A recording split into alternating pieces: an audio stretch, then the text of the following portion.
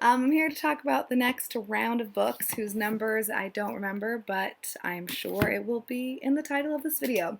So the first book I have to talk about is Notes from Underground by Fyodor Dostoevsky, and this edition is translated by Constance Garnett, and I thought this was super good. It's split into two sections.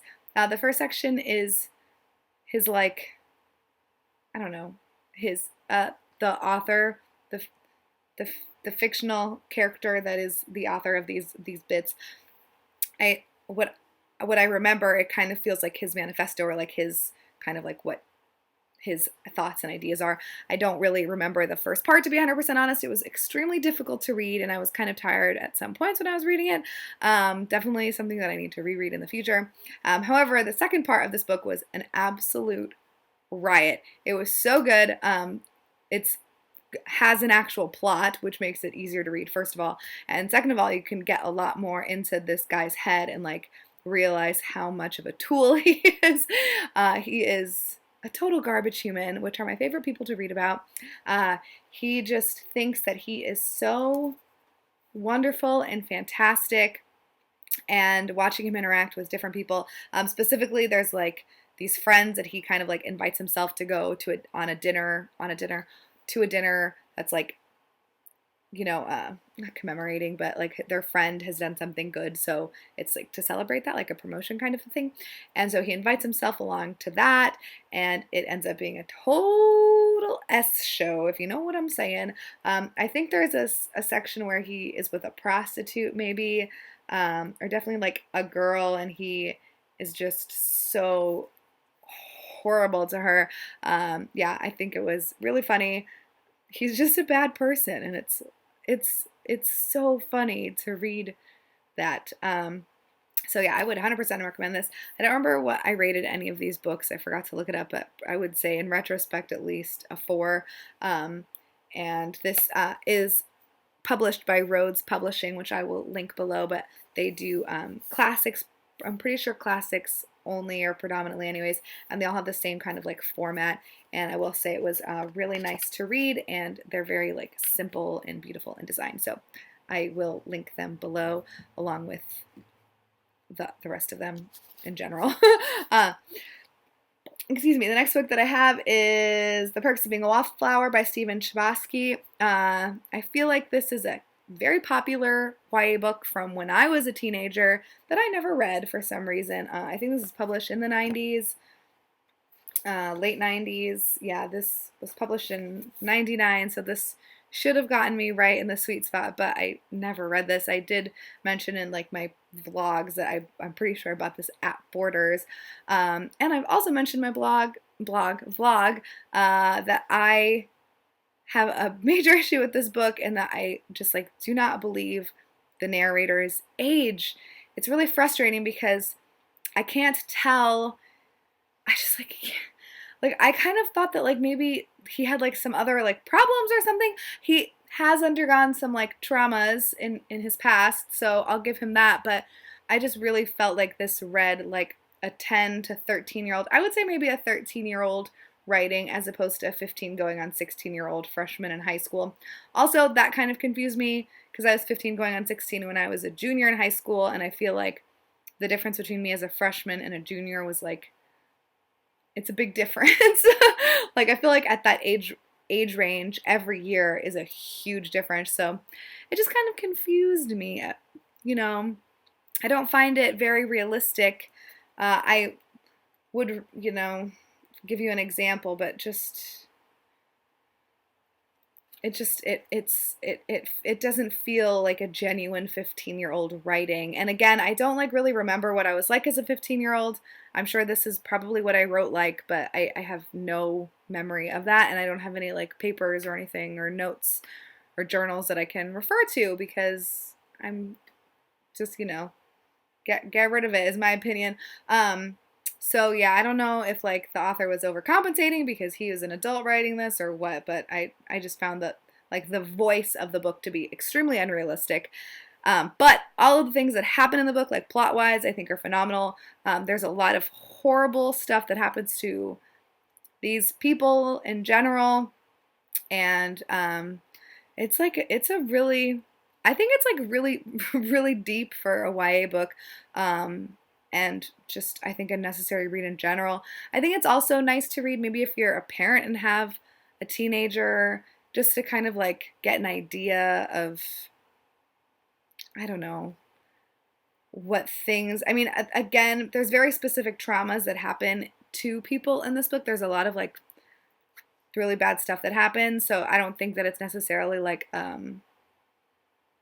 what's the word, or relatable in all of the senses, but I feel like in some of them, especially because like the main character, he doesn't really have any friends, and then finally he's friends with these kids that are older than him, and he's really excited, and he has, you know, feelings for one of them, but you know, they don't have feelings for him back, and it's kind of like, or at least, you know, it's it has a lot of, I think, really sweet themes, but again, I just thought the writing was so ridiculous. I probably gave that 3 stars, but I can't tell you. The next book that I have is Platitudes by Trey Ellis, and this book was so good. I feel like I have not heard anyone mention Trey Ellis on BookTube. This was a pure cover buy that I found at the library.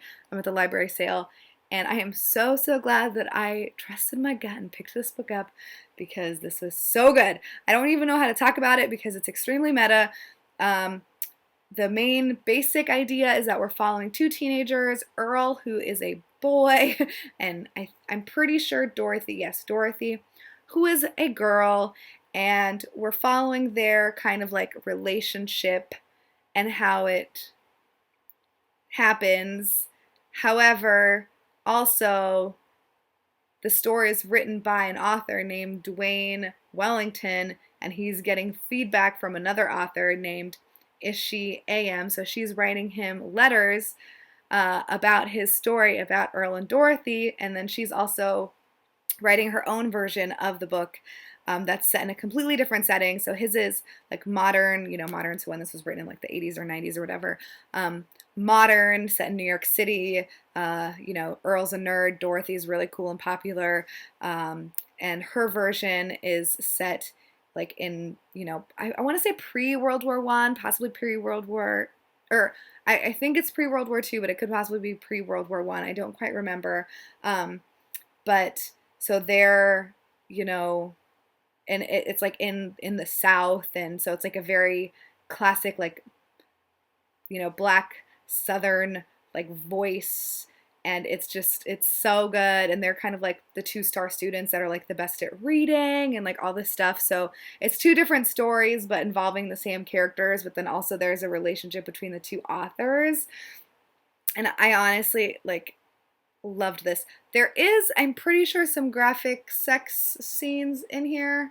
I don't really remember. It also breaks traditional format a lot. There's a lot of like multiple choice tests, and Dwayne is kind of like ribbing Ishi with the multiple choice tests, and you can see how Dwayne's story changes based on his relationship with Ishi, and it's just,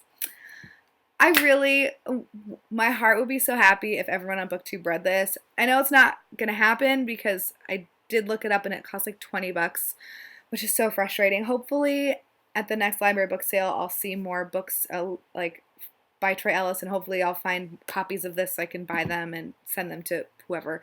But yeah, that was phenomenal. Highly recommend. The next book, not so much. This is The Storm by Tomas Gonzalez, and is translated by Andrea Rosenberg. And this is the story of two teenagers. They're not teenagers. They're 26. 2 twin 26-year-olds on a boat with their dad. They both hate their dad, and they're fishing, and then a storm happens. So that's like kind of the basic plot, I guess. Again, this is another case where like the writing, I thought that they were teenagers, and then I find out that they're adults, you know? I just don't understand. Because all I can go on before you tell me the age of these people is based on like personality, you know, the way that it's written. So it's so confusing to me. I just don't understand.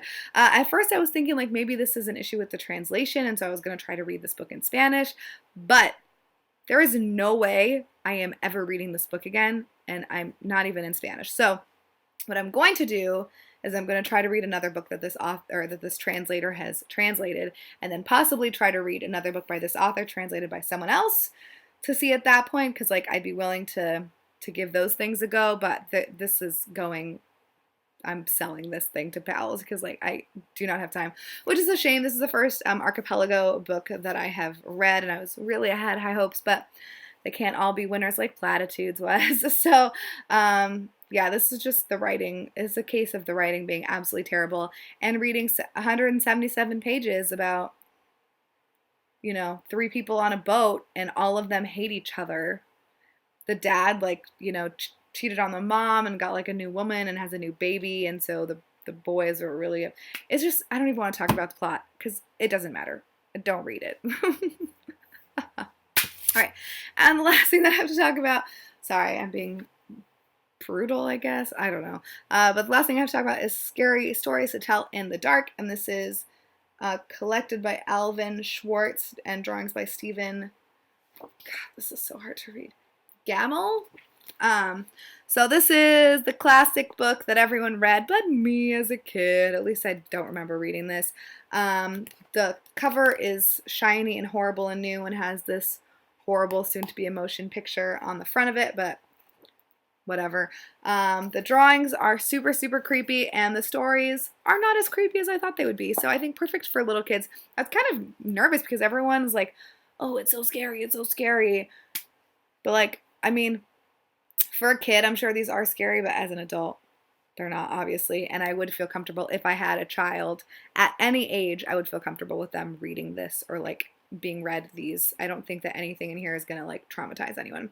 I will say that I thought that the first section, so it's broken up into different sections of. Let me see. There's is the first section, and then he heard footsteps coming up the cellar stairs, and then they eat your eyes, they eat your nose. Other dangers, and again. So I will say that the first section I thought was so cute because so it's on the front page where it has the like description. It says, "This chapter is filled with jump stories you can use to make your friends jump with fright." And so you know, you're reading the story. But then it also says, at this point, pause, then jump at the person next to you and shout, "You've got it!" So, like, I mean, obviously not like that, probably like, "You've got it!" I don't know. I don't tell scary stories, but I think it's really sweet because it puts, like, narrative, like, tips so that, like, you know, if you're a 10-year-old or whatever, you can scare your friends with these stories. You just have to memorize them, but that's fine. So, yeah, those are the things that I had to talk about. If you've read any of them, let me know what your thoughts are, because that's why we're here, right? I will see you guys later. Bye.